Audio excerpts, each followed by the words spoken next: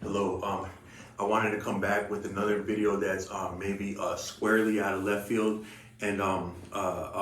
and also salute. I made references in another forum to the film, the 1990s film called Angels in the Outfield, and that's a film where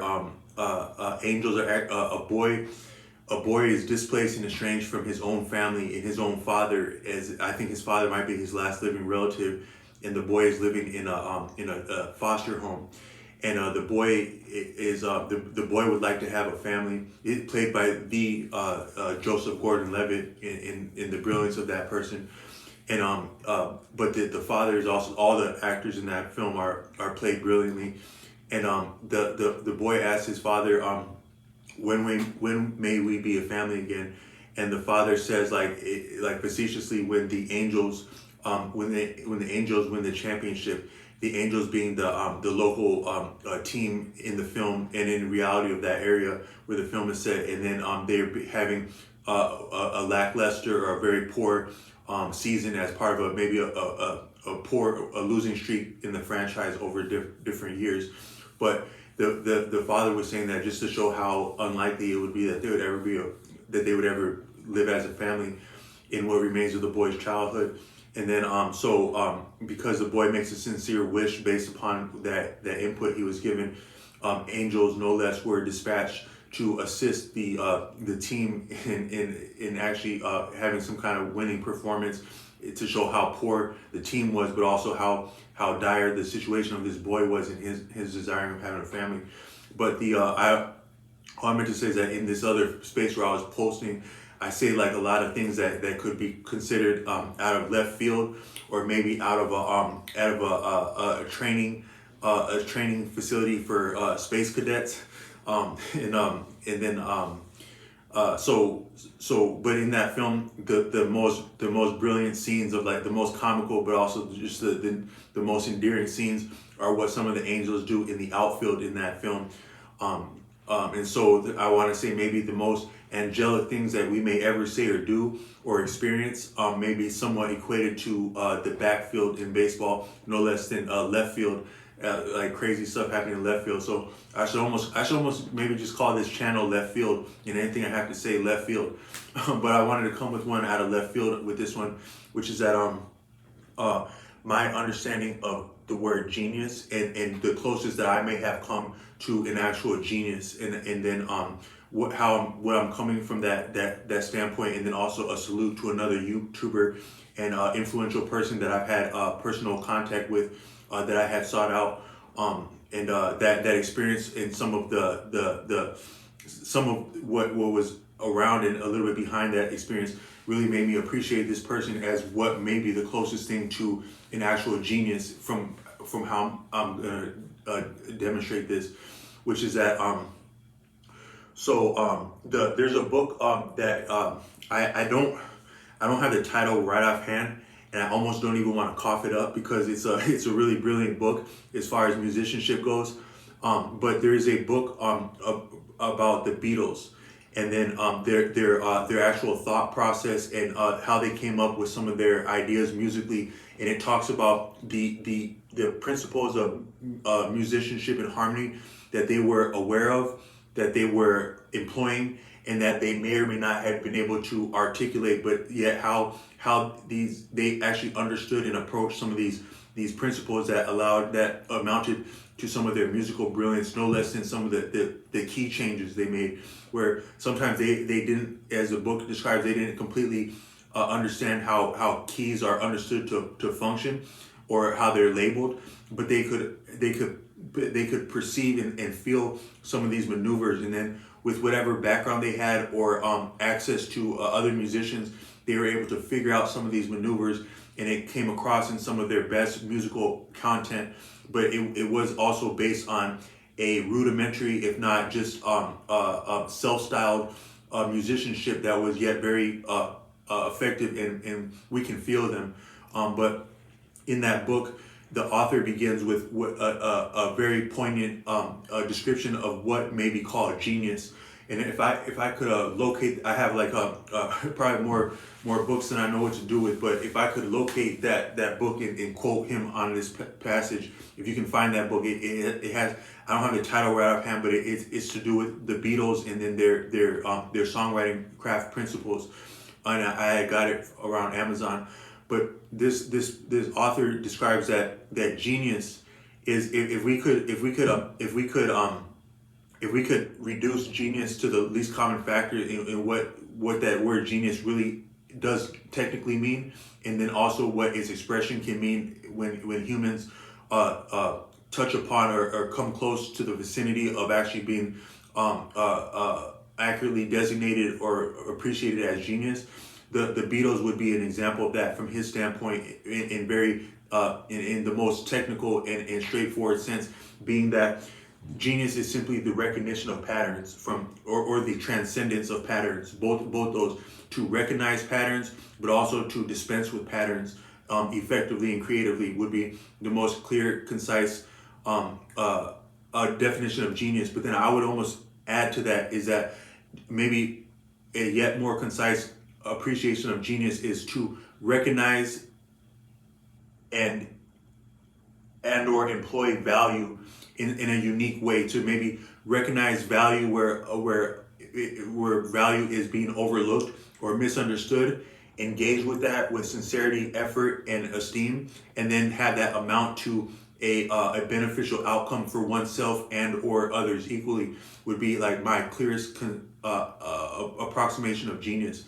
But also as it stems from that book, in the recognition and dispensing with patterns, as the Beatles showed us, both as musicians, as people, but then also in their body and canon of work. I had made vague allusions to that and attempted to get into that with my video discussing harmony. That is that video. Some of how I approach harmony in that video is reminiscent and may stem from my brief exposure to that book, but then also discussions I've had with a family member who is an artist and an appreciator of the Beatles, who had made comments responding to some of the music that I showed him that was based on those principles, not being aware that I had possessed that book, been exposed to that book, or fashioned harmony as I understand it by my exposure to that book. The family member offered some comments referencing the Beatles, and I attempted to put some of that into that video. But that's not the actual purpose of this video. So what I wanted to say is that I referenced in a couple other videos a YouTuber named Morris Brooklyn, and I encountered him like in I saw like he appeared on a podcast where he was engaging an audience member, and he's more of like a young scholar. So I would say he's my age. I don't know the man's age, but I wouldn't put it past late 30s. But he's already he's already a unique scholar that can hold his own, I would say, with anyone of our age. But then maybe he could really come close to hanging with some real thoroughgoing scholars. But he had a website where he made himself available. I think he's made himself available to different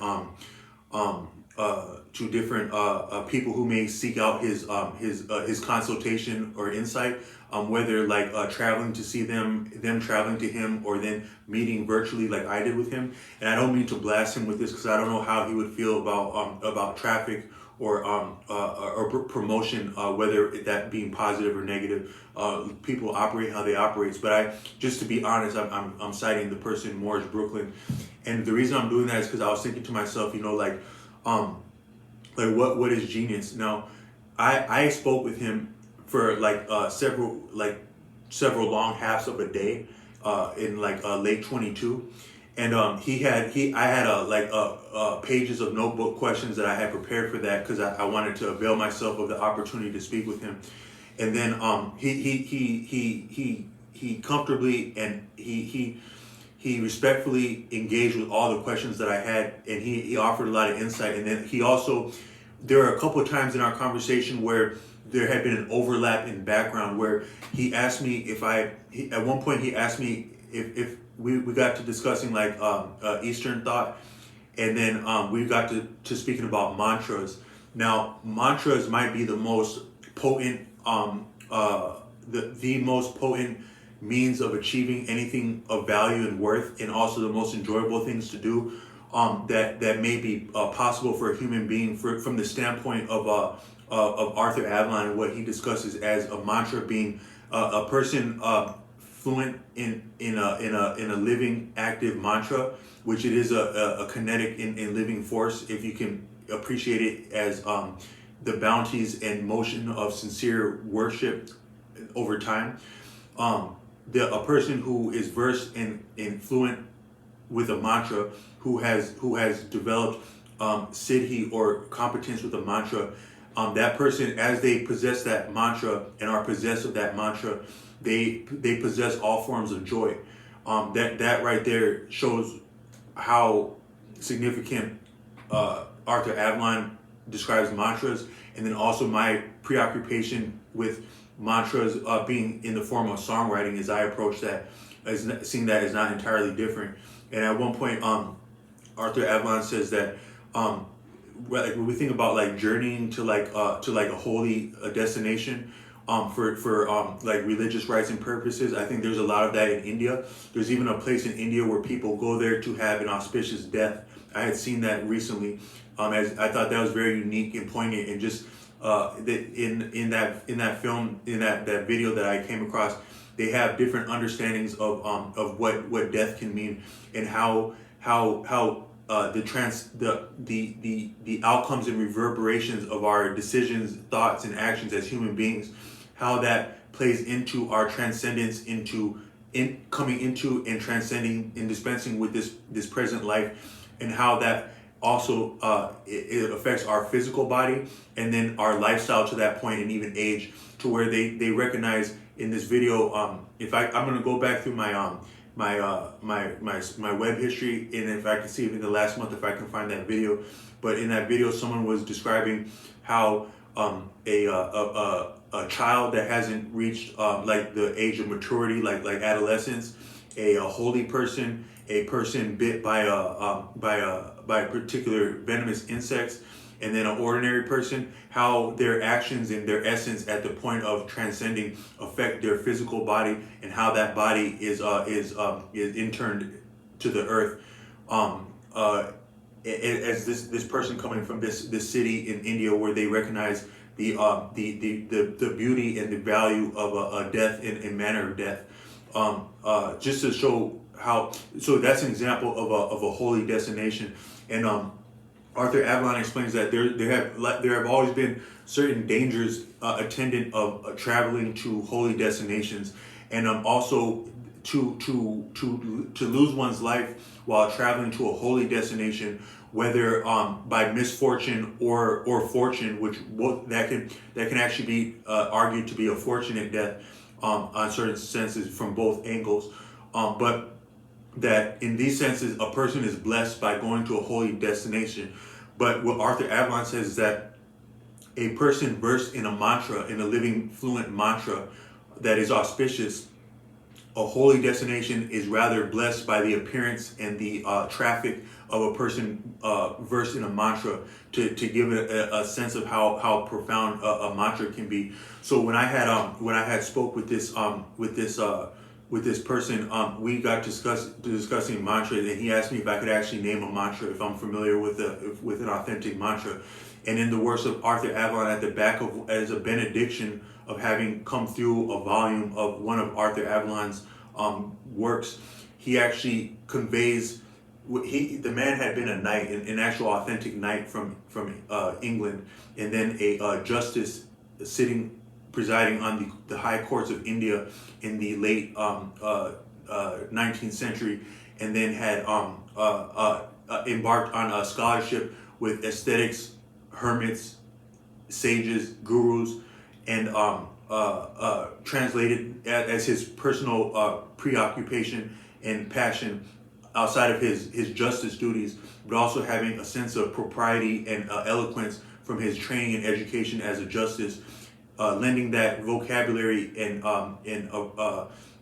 propriety to the teachings of these obscure yet brilliant and enlightened people of different degrees of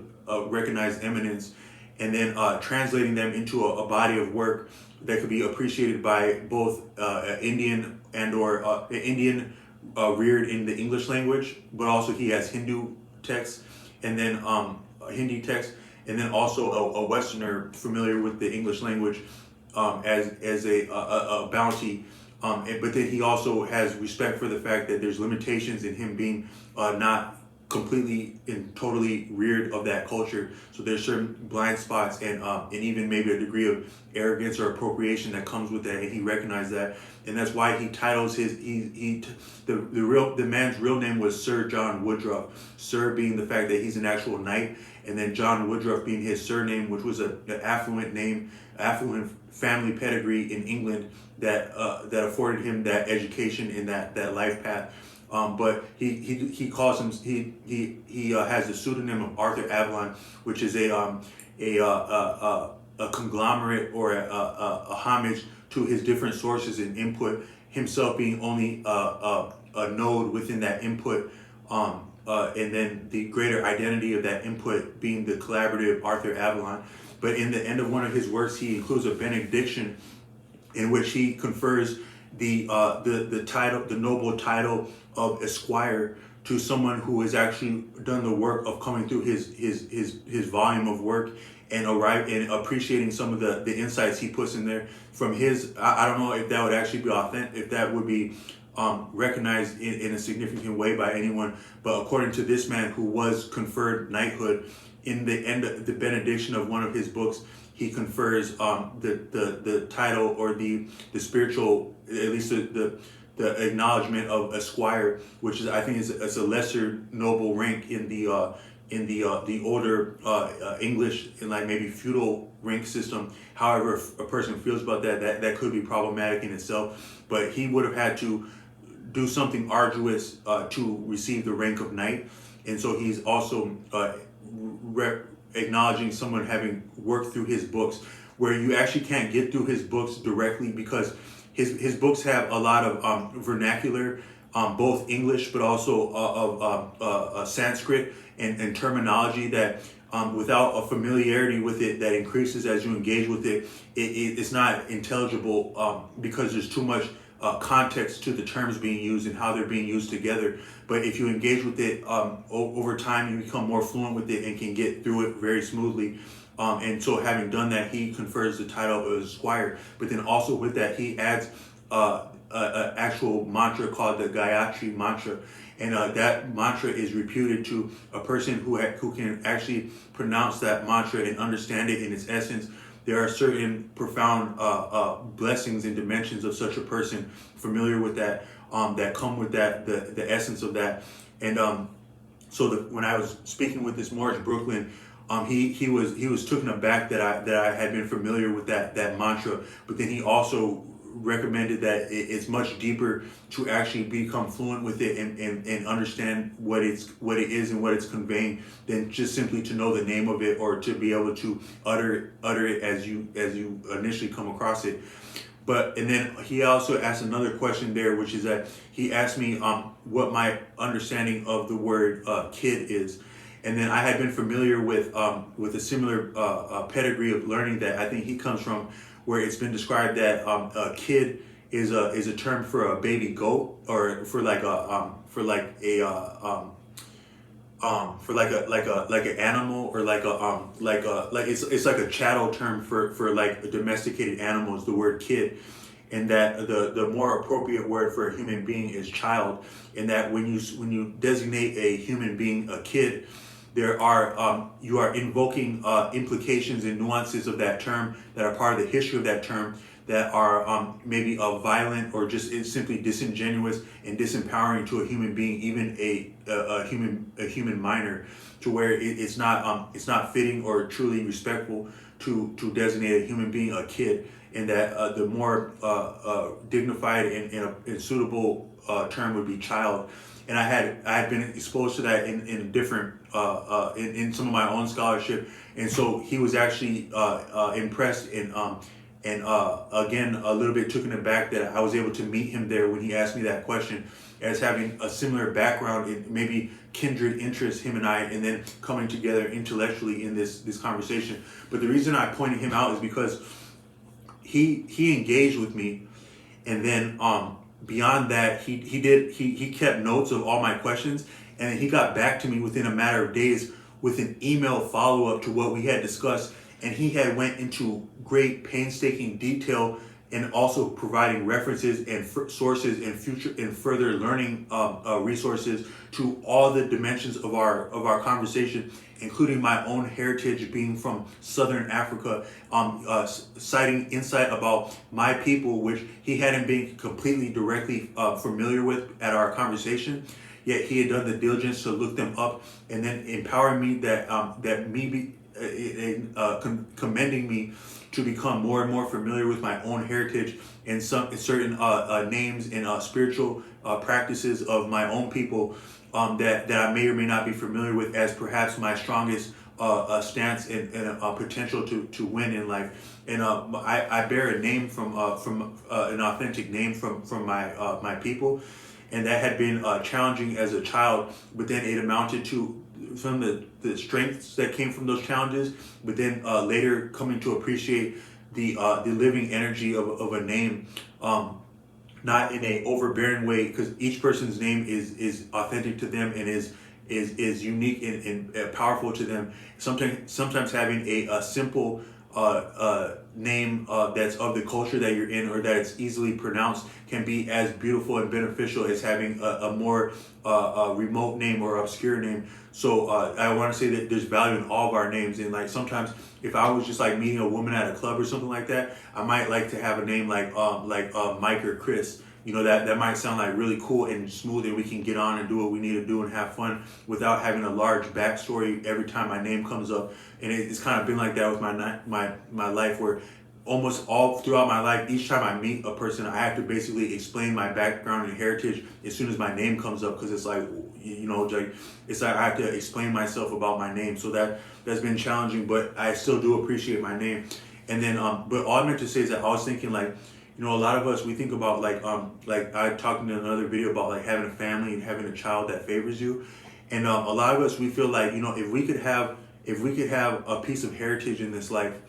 that goes on after us, the best aspects of us, favors us, carries on our blood, our heritage, our name, so forth, our best, we'd be happy with that. And then if the brother or sister next to us or different people, if they had a life and maybe they were casualties on different levels, or they didn't have a heritage after them, you know, a lot of us would be like, oh, that's kind of messed up, but at least we got ours off, and you know, we're content with that. I think that's how a lot of us would feel if we're being honest. But this man, not knowing me, he actually took an interest and appreciation of my heritage, being someone different from him, enough to look into it with interest and enthusiasm and attention to detail and research within a matter of days, and then giving me that, asking me when's my birthday, giving me insight into principles of numbers and astrology that might have a bearing on the way that I was born, the day I was born, pointing out, the man talks about what he responded with the email talking about what were some of the dynamics on the very day that I was born that are recognized within astrology that might have a bearing on my experiences and the destiny of my life. And really taking another person and their heritage seriously with esteem in order to benefit them and give them a strong suit. That's a genius to me, because he sees value where other people don't. He engages with that value, and then he yet furnishes something actionable to a person of good nature. You know, I did make a small contribution, like in order to facilitate that encounter in that conversation. But the amount of value that he gave me in that conversation, and then the follow up after that, is really out of this world in terms of the value that I gave him. And I want to say maybe to go one further, in addition to referring to the man as an example of a genius among us. And again, the man's name is Morris Brooklyn, with content on YouTube. And he also talks about, I've made references to entheogens being different plant animal substances that have a unique effect on a human being, but also have politics around them. And he gives the history of some of these entheogens and how they've been employed So he's a very valuable resource for anyone who's interested in looking into him. But so in addition to me conferring that he may in fact be a genius based on my experience with him and things that he's offered, beyond that, he's a real professional. And so my understanding of I have two understandings of what a real professional would be. If you and I think I'm gonna there's a film from the '90s called The Professional, and it's a very poignant film that details the experiences of what would be like a hitman in the '90s. I think there's a actress in there. The man who plays the main character is famous, but there's also an actress in there, a famous female actress who's a star in a lot of things, and that was her as a child. I think it was what is her name? Yet again, I'm gonna have to come into the comments with this. But there's a very famous female actress who was a child star and an adult star. But in that film, he portrays what is known, what we can all fancy as a professional in the most lethal and consequential example of what a professional would be, being a hitman. And so what I think most of us can appreciate a hitman or a professional like that, whether we're making hit songs, hit literary pieces, or anything else that hits that maybe we might not want to hit around us. But one of the things would be not asking a lot of questions and getting a job done thoroughly, completely as the original arrangement or agreement had been made. That's a lot of our understanding of a professional, and that was my experience with this person. But then going beyond that, and maybe the most awesome but also deadly feature of what we could consider a professional would be that a real professional will give you a lot of value for what you give them, and they'll make a little bit of value that they give you go way far, almost approaching what could be considered overkill. And if you can rock with that, and that's also what I experienced with him, in that the painstaking detail and background of the notes he kept in our conversation, but then how he returned with a follow up, but that also recognized and valued my heritage and my future. So maybe